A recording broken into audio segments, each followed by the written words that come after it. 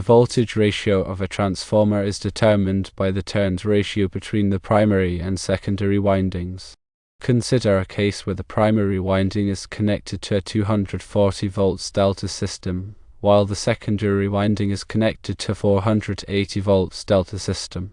For a delta-delta transformer, the turns ratio is typically 1 to 2, meaning the secondary voltage is expected to be twice the primary voltage. Therefore, one might expect the secondary voltage to be 480 volts.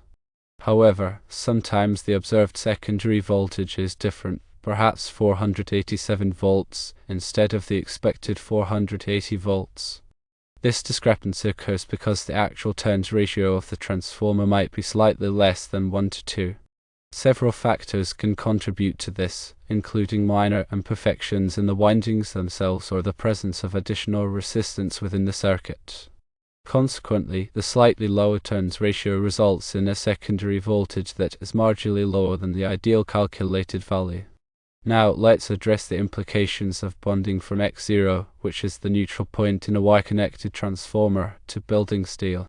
This is a potentially dangerous operation that can create a number of serious problems. Firstly, there is the risk of overcurrent.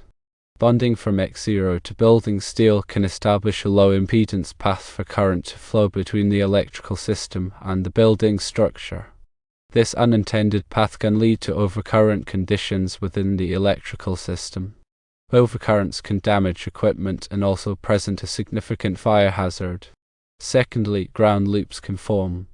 Bonding X0 to building steel can create a ground loop, which is an undesirable current path between the electrical system and the building structure. Ground loops introduce noise and interference that can disrupt the operation of sensitive electronic equipment. Furthermore, ground loops can create a safety hazard by causing unintended current flow through grounded metal parts. Thirdly, corrosion is a concern. Bonding from X0 to building steel can accelerate corrosion of the building structure. The unintended current flow through the steel can promote electrochemical reactions that weaken the structure over time. For these reasons, bonding from X0 to building steel should be avoided unless absolutely necessary. If such bonding is unavoidable, it is crucial to use a properly designed and installed bonding system that minimizes the risks of overcurrent, ground loops, and corrosion. A properly designed system would include appropriately sized bonding conductors and connections that meet relevant electrical codes and standards. Understanding transformer voltage ratios and the dangers of improper bonding practices is essential for ensuring safe and reliable operation of electrical systems.